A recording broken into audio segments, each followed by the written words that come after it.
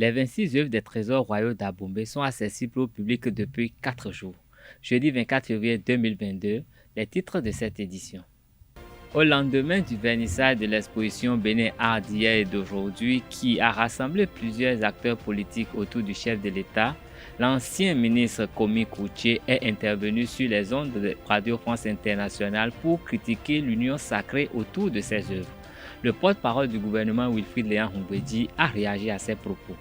Démarré le 19 février dernier, les épreuves de sélection des candidats aux fonctions techniques et administratives des mairies viennent d'être annulées. Les raisons dans un instant.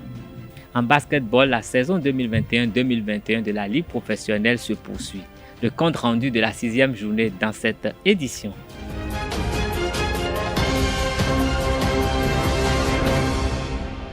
Mesdames et messieurs, bonsoir. Le Conseil des ministres est réuni ce mercredi 23 février 2023 autour du chef de l'État. Plusieurs dossiers ont été examinés et d'importantes décisions ont été prises au cours de cette séance. Je vous invite à suivre le porte-parole du gouvernement, Wilfrid Léon Hongouedji, qui nous fait le point des décisions issues du Conseil des ministres de cette semaine. Au chapitre des mesures normatives, réforme de la gouvernance des structures sous tutelle du ministère de la Santé. Les tests régissant le fonctionnement des centres hospitaliers ne sont plus aux normes avec les récentes évolutions sur les règles de gouvernance des sociétés, entreprises, établissements et offices d'État. Leur mise à jour s'est ainsi avérée nécessaire en vue d'optimiser leur bon fonctionnement. Le Conseil a donc adopté le décret portant approbation des statuts des centres hospitaliers universitaires ainsi que celui des centres hospitaliers départementaux. Aussi, les décrets de nomination de membres au sein des conseils d'administration des différentes structures sous tutelle du ministère de la Santé ont-ils été pris subséquemment. Au titre des autres mesures normatives, ont été adoptés les décrets portant transmission à l'Assemblée nationale pour étude et vote du projet de loi de règlement gestion 2020, modification des statuts et nomination des membres du conseil d'administration de l'Office national d'imprimerie et de presse ONIP. Au chapitre des communications. En un, contractualisation pour l'exécution des services d'entretien et de maintenance de divers équipements de la flotte de la Société de gestion des déchets et de la salubrité, dans le but d'assurer la continuité des services offerts à la population par cette société. Il est indispensable que sa flotte, constituée d'une centaine de véhicules, reste en condition opérationnelle pour une utilisation sans interruption. À cet effet, les prestations à réaliser concernent aussi bien l'entretien courant, la mécanique générale que le maintien en bon état de fonctionnement de ces matériels roulants dans toutes leurs composantes. Pour ce faire, la société retenue aura notamment pour mission de construire sur la base logistique de la SGDS SA un atelier de 4 baies avec une fosse mécanique et tout l'équipement approprié. Mettre en place un stock de pièces de rechange et les accessoires convenables, de même qu'un système de gestion de la flotte assorti d'un véhicule atelier entièrement équipé pour des interventions sur route.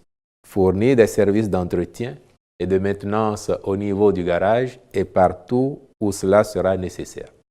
En point 2, réalisation d'études préparatoires du projet de construction d'une cimenterie de capacité 5000 tonnes de clinker par jour au Bénin. Les nombreux chantiers ouverts au titre du programme d'action du gouvernement 2016-2021 ont fait que le marché du ciment connaît une véritable expansion dans notre pays avec une hausse de près de 30% des ventes sur la période.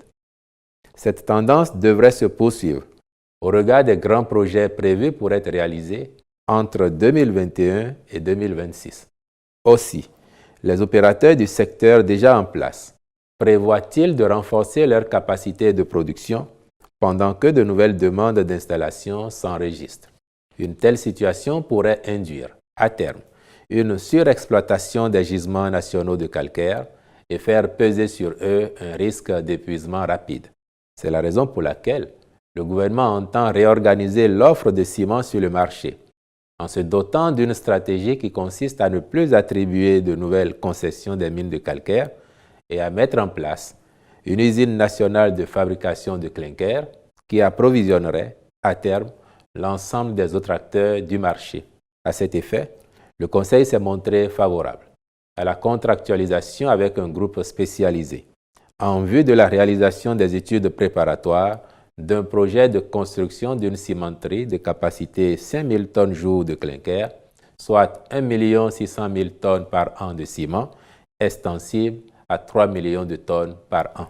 Au chapitre des rencontres et manifestations internationales, le Conseil a autorisé la participation du Bénin à la réunion ministérielle du 6e comité technique spécialisé de l'Union africaine sur l'égalité des sexes et l'autonomisation des femmes à Addis Abeba, en Éthiopie, le 28 février et 1er mars 2022, ainsi que la participation du ministère du Développement et de la coordination de la 2022. Enfin, au chapitre des mesures individuelles, les nominations suivantes ont été prononcées. À la présidence de la République, secrétaire permanent de l'Autorité de régulation des marchés publics, M. Ludovic Guedje. Au ministère des Affaires sociales et de la microfinance, directeur de la planification, de l'administration et des finances, M. Rodrigue Noutaï Onkpeheji. Directeur général des Affaires sociales, M. Bruno Gbehento. Au ministère de l'Industrie et du Commerce, directeur de la planification, de l'administration et des finances, M. Sedagbe Armel Gildas Kessé. Au ministère de l'Eau et des Mines, conseiller technique aux mines, M. Évariste Agli. Directeur de la planification, de l'administration et des finances, Mme Afia Marcel Madende, épouse Oke. Directeur général de l'eau, M. Saïd Kolaole Hunkponu. Directeur général de l'Office béninois de recherche géologique et minière, M. Alassane Osseni Inoussa. Je vous remercie. Restons avec le secrétaire général adjoint du gouvernement et porte-parole Wilfried Léon Humbedi qui, lors de sa conférence de presse, a commenté les propos de l'ex-argentier national Komi Coutier sur Radio France Inter. Dans ses propos, Komi Coutier a estimé que le président Talon dépense beaucoup dans l'armement et se bunkerise. Suivons un extrait des propos de Wilfried Léon Humbedi qui s'étend au meeting de protestation des centrales et confédérations syndicales contre la cherté de la vie. Le gouvernement il crédite notre compatriote d'une intelligence plus grande que ça. Et c'est pour ça que le gouvernement pense que très probablement, ces informateurs l'ont induit en erreur. Chaque Béninois observe et sait. Les composantes des forces de défense et de sécurité observent et savent que depuis 2016, ce gouvernement a fait d'énormes efforts, a consenti de gros investissements pour les équiper, leur donner les moyens opérationnels de remplir leur part de la mission liée à la construction de notre pays, à l'édification d'un pays sécurisé. Chacun peut l'observer. Après, quand on a fait ces investissements pour équiper, recruter du personnel, on permet effectivement à ces forces de défense et de sécurité d'être davantage efficaces. Peut-on, dans ces conditions, affirmer que le président de la République se bunkérise? Mais à quelle fin? Tous les Béninois qui sont ici, qui vont et qui viennent, tous les étrangers qui passent chez nous, s'étonnent de voir un président de la République circuler dans la ville comme n'importe quel autre citoyen, sans motard, sans gyrophare, je dirais même le plus banalement du monde. Et puis, a-t-on idée de penser à une quelconque bunkérisation de la part d'un locataire du palais de la présidence de la République qui affaisse la clôture du palais et qui érige plutôt des grillages qui permettent à tout passant de voir à l'intérieur? J'ai le sentiment que, comme le gouvernement le pense, les informateurs de notre ami ont dû l'induire en erreur, sinon il est crédité d'une intelligence plus grande.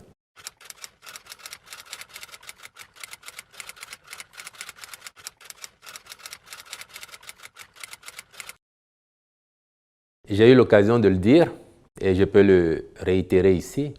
Les partenaires sociaux Les responsables de centrales et confédérations syndicales sont dans leur rôle. Qu'ils organisent une manifestation pour dénoncer la cherté de la vie, cela convient bien à leur mission. Mais je sais aussi que ce sont des personnes honnêtes et responsables.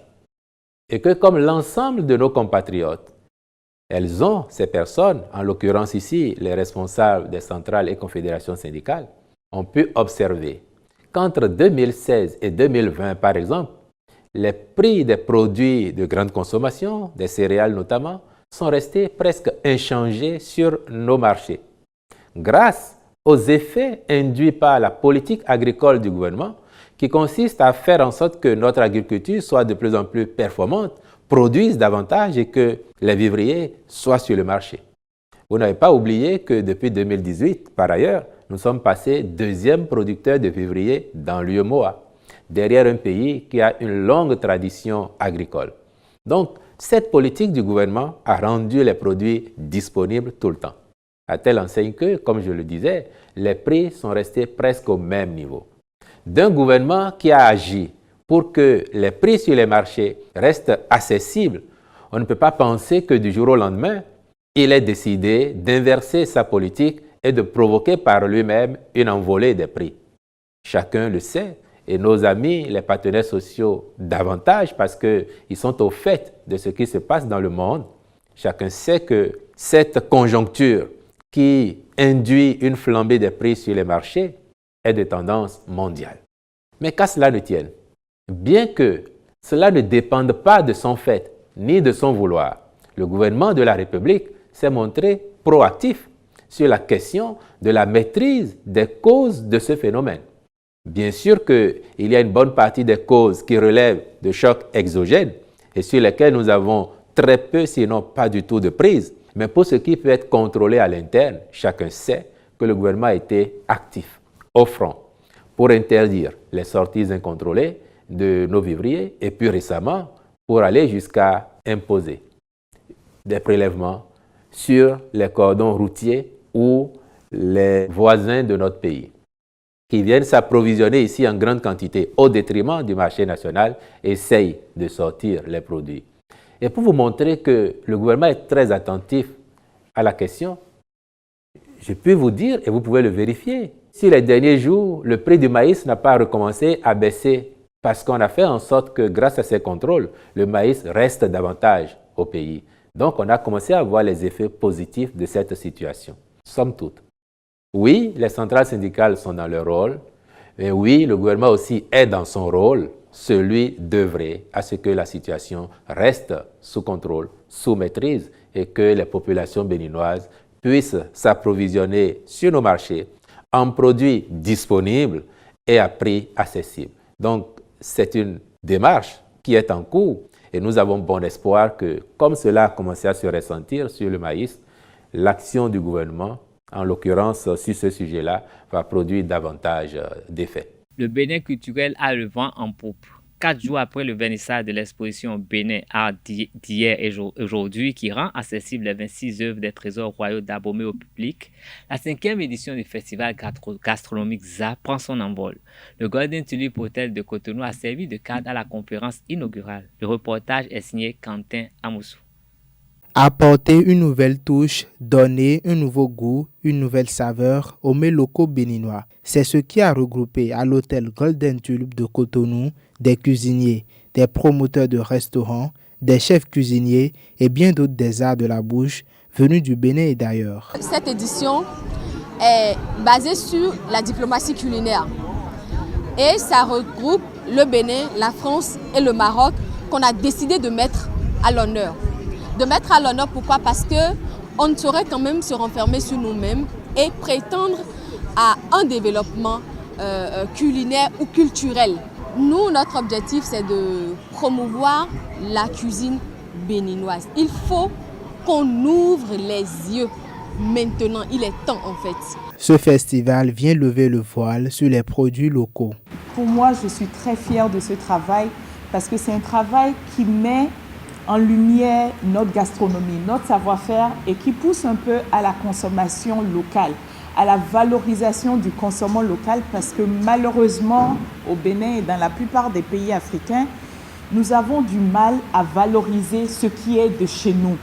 Quand vous allez dans les maisons et qu'on veut vous recevoir, pour la plupart des gens, vous recevoir de façon convenable insinue qu'on vous met des produits importés parce que c'est ça qui montre qu'ils vous donnent de la valeur.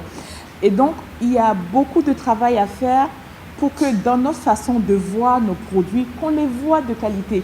Je voudrais qu'au Bénin, quand on dit Bénin, qu'on puisse dire oui, c'est le pays où le amiwo, le lion pilé est fait comme nulle part ailleurs.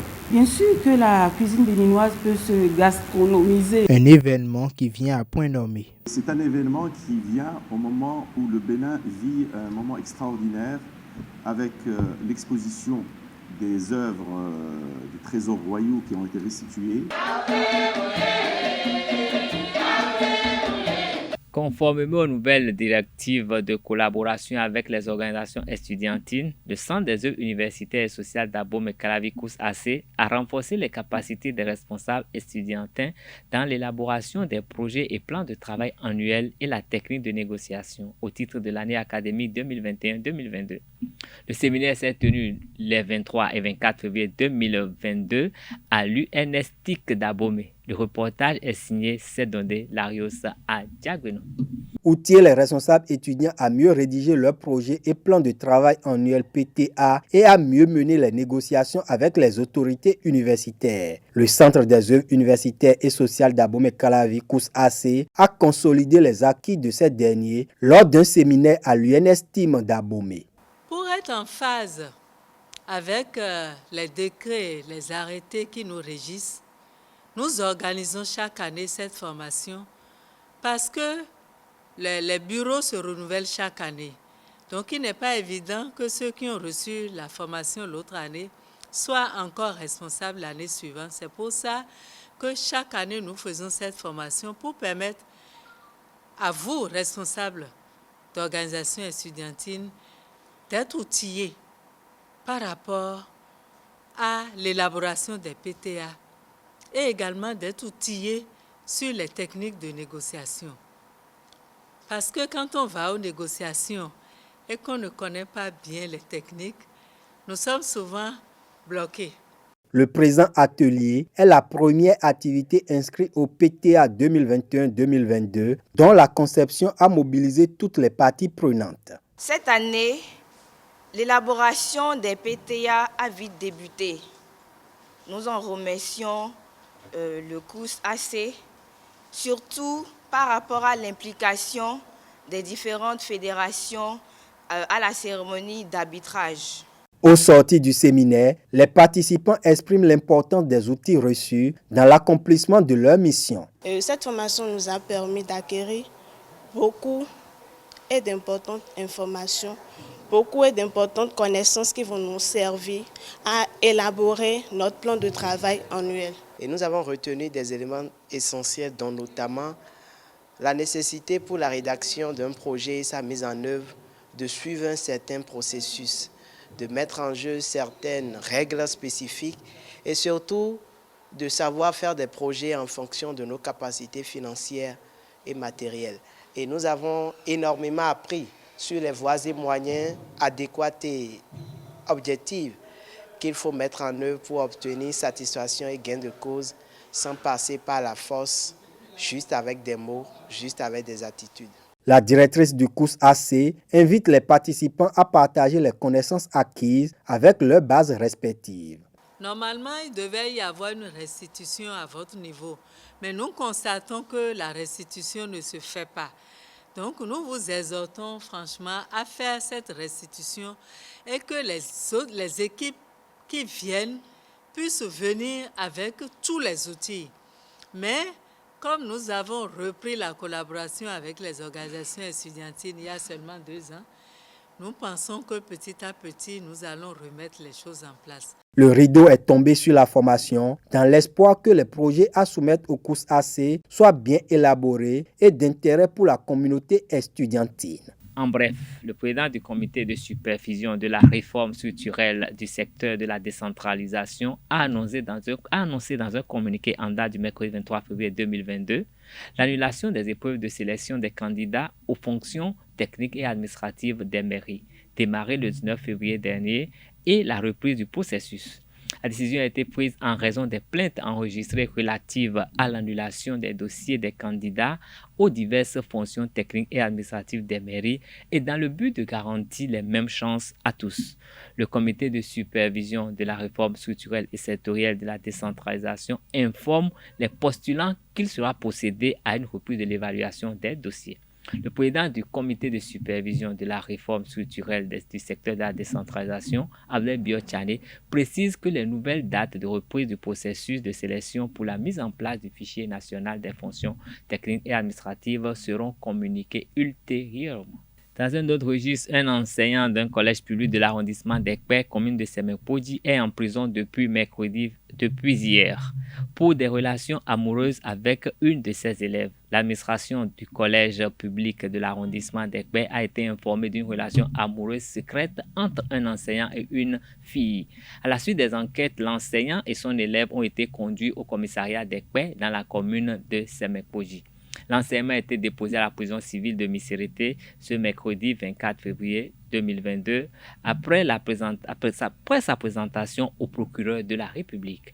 Le mis en cause enseigne la matière PCT, physique, chimique, technologie, et l'élève est une mineure de la classe une mineure de 17 ans.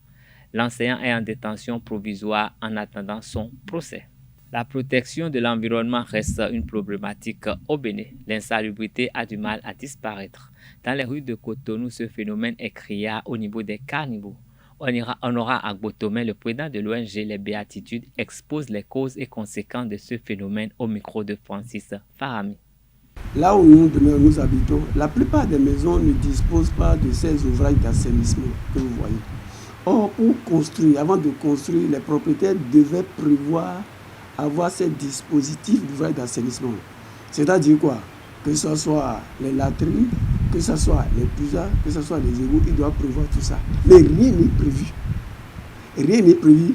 Et pour preuve, c'est-à-dire pour la question même des gestions solides, ménagères, autrement, c'est aller voir un peu comment les gens entreposent ces ordures ménagères. Et c'est ça qui amène la plupart de nos populations non seulement à se rendre vers nos caniveaux, qui sont non seulement des ouvrages d'assainissement servant à l'écoulement des eaux et autres, donc dans lesquels ils déposent ces ordures.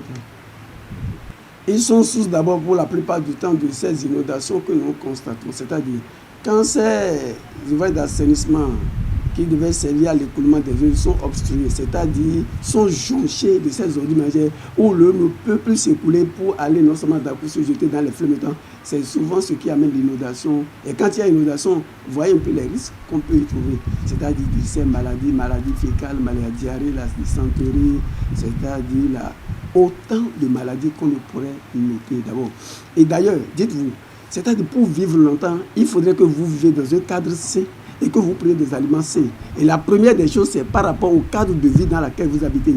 Et si vous vivez dans un cadre de vie insalubre, votre durée de vie, vous n'allez pas durer longtemps. Salubrité spirituelle à présent. Dans quelques jours, les fidèles chrétiens vont démarrer 40 jours de jeûne et de prière afin de demander la clémence du miséricordieux. Le docteur Ricardo Agege, en sa qualité de spiritualiste, donne ici, en fonction de ses connaissances et de sa qualité, les explications du carême. Suivons-le dans cet extrait d'entretien accordé à Jacques Maouillon d'Almeida. Et le carême, comme tout le monde le sait déjà, c'est un moment dans la vie d'un homme de faire en quelque sorte un point à son niveau. C'est-à-dire quoi? Le point, c'est quoi? Quand vous décrétez de faire un carême, c'est que vous avez décidé de faire une privation non seulement sur le corps physique, c'est-à-dire au niveau de votre corps physique, mais au niveau de l'âme, c'est-à-dire au niveau de vos émotions et au niveau de l'esprit. Maintenant, nous allons parler de cette purification sur ces trois niveaux, c'est-à-dire le niveau esprit, le niveau âme et le niveau physique. Le niveau esprit, c'est quoi? Au niveau du niveau esprit, vous allez constater que vous êtes connecté en période de carême à votre divinité, c'est-à-dire à votre source, à votre être que vous êtes. Maintenant, au niveau de l'âme, c'est-à-dire quand vous faites le carême, vous dominez un peu, c'est-à-dire vous avez la maîtrise de vos émotions, c'est-à-dire vous contrôlez vos émotions. Cela voudra dire quoi? C'est-à-dire vous n'êtes plus, je prends par exemple l'émotion de colère, ça veut dire que vous avez la possibilité de maîtriser vos colères. Si je prends l'amour par exemple, vous partagez plus de l'amour au niveau de votre communauté. Si je prends par exemple le pardon, ça veut dire que vous pardonnez plus. Et tout ceci, ça se fait grâce à des prières, que vous faites durant le carême. Ça peut être des prières, ça peut être des méditations. Quelle que soit la religion dans laquelle vous êtes, vous faites la prière, ça veut dire que vous faites la prière pour en quelque sorte faire une purification au niveau de votre esprit et au niveau de votre âme. Maintenant, venons au niveau du corps. Du fait que, en période de carême, pour pouvoir alléger votre âme ou bien votre esprit à cette connexion, il est important que vous n'alourdissez pas le corps. D'où la privation de nourriture. Et la privation de nourriture, c'est que vous limitez votre prise alimentaire, c'est-à-dire votre prise quotidienne. Sur ce plan, il y a divers types de carême. C'est-à-dire, les gens peuvent décider, je prends par exemple le carême des musulmans aujourd'hui, eux, ils décident maintenant de se donner le repas uniquement le soir et très tôt le matin, c'est-à-dire avant 5 h du matin, et ils mangent, et c'est après 19 h qu'ils mangent. Or, il y a aussi d'autres possibilités. Quand je prends par exemple le carême chrétien, qu'est-ce que lui fait? Les chrétiens, eux, ils font... ils divisent en quelque sorte la nourriture, c'est-à-dire ils divisent leur nourriture. Mais cette part de nourriture devait être donnée aux gens qui en ont besoin. Également, au niveau du carême musulman, on fait plus d'aumônes. Maintenant, il y a d'autres types de carême. Vous pouvez décider de faire le carême de l'eau, c'est-à-dire vous prenez uniquement de l'eau. Vous pouvez décider du jour, votre breuvage, c'est rien que de l'eau. Vous pouvez aussi décider de faire également le carême de la nourriture. Et des fruits du moins, c'est-à-dire vous prenez uniquement des fruits pour faire le jeûne. Ça peut vous durer 3 jours, 4 jours. C'est à vous de décider selon votre corps physique et selon votre bien-être. Parce que ça ne sert à rien d'enclencher un processus de carême pour purifier son corps, pour purifier son âme, pour purifier son esprit et se rendre malade. Donc si vous constatez que vous n'avez pas un corps assez solide pour faire le carême, alors ne vous aventurez pas sur ce plan. Parce que le carême permet de vous purifier. Qu'est-ce que vous constatez quand vous décidez de faire un carême? Vous allez constater que vous êtes léger. Vous êtes léger sur le plan esprit, à telle enseigne que vous allez constater une connexion directe avec votre source, c'est-à-dire avec Dieu, entre griffes, si vous voulez ainsi. Donc, c'est tellement important, au-delà même des jours que votre congrégation et votre communauté a décidé, vous-même, vous pouvez décider de faire le carême. Et il est important pour chaque humain de décider de faire ce carême pour se purifier. Parce que la purification, elle est une chose très très capitale. Parce que nous vivons aujourd'hui dans un environnement où nous sommes en stress permanent. Même nos nourritures constituent des intoxications pour nous. Donc il faut ce moment-là de se purifier afin de toujours être en connexion directe avec l'être spirituel que nous sommes, Dieu que nous sommes. En sport, la saison 2021-2022 de la Ligue professionnelle de basketball a connu sa 6e journée le mercredi 23 février 2022 sur toute l'étendue du territoire national. Le centre communautaire EYA de Cotonou a abrité la rencontre entre les dames de Élan Coton Basketball Club et la Renaissance BBC. Je vous invite à suivre le compte rendu de Colombe Oussou.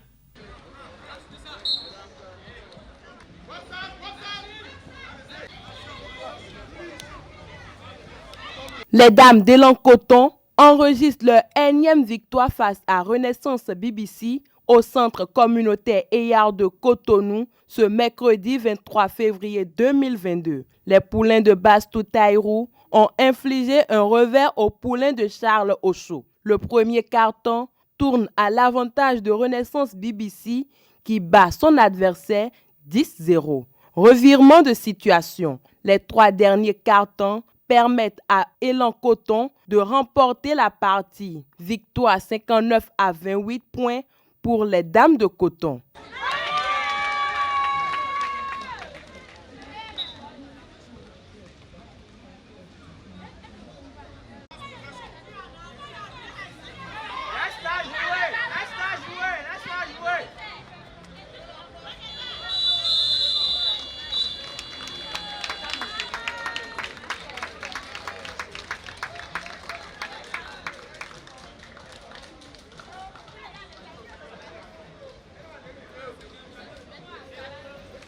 À la fin de cette rencontre, Sunkere Amirat, capitaine de Elan Coton, et Bastos Taïrou, le coach de Elan Coton, ont livré leurs impressions d'après-match, toujours au micro de Colombe Oussou. C'est le jeu en équipe et à un moment donné, les filles ont repris confiance parce qu'on a commencé un peu mal. Donc elles ont repris confiance en elles-mêmes. C'est ça qui les a aidées à pouvoir surmonter comment on appelle le stress, et puis elles sont allées de l'avant pour le score. Le championnat est long et puis on vient juste de commencer. Il y a encore un peu de travail à faire par rapport à la cohésion de l'équipe, au placement défensif et autres. La prochaine rencontre, ça sera toujours la même chose. L'objectif, c'est de pouvoir engranger des points, aller de l'avant, gagner tous les matchs. Ça fait plaisir. Au début, ça s'est passé comme ça au début parce que déjà, tous on était confiantes. Et puis, les gens avaient peur et tout, mais après, on a pu gérer avec les conseils du coach. C'était difficile, mais on a pu. On avait placé une défense où les gens arrivaient à pénétrer facilement. Du coup, on a changé de défense et on a vu que ça a marché. C'était la défense de zone, mais après on a changé, on a fait l'individuel. Et du coup, on piquait les ballons, on allait. Donc on a remonté. Dans les autres rencontres chez les hommes, dans la conférence sud, victoire de Aspac sur Renaissance, 80-71. Elan Coton a étalé son hégémonie sur AOL Modèle sur le score de 77-50. Coup de victoire de Asso Modèle sur Éternel Basketball Club 44-40. On boucle avec la conférence nord, large victoire de Real Sport sur Flèche Basketball Club 111-58. Tig Basketball Club a courbé les chines devant Aspac Basketball sur le score de 65-133. Team BS Atasport 92-62. Ainsi se referme cette édition, mais avant de vous quitter, je vous rappelle que l'exposition Bénin Art d'hier d'aujourd'hui reste toujours accessible au public jusqu'en mai prochain. Merci, bonsoir.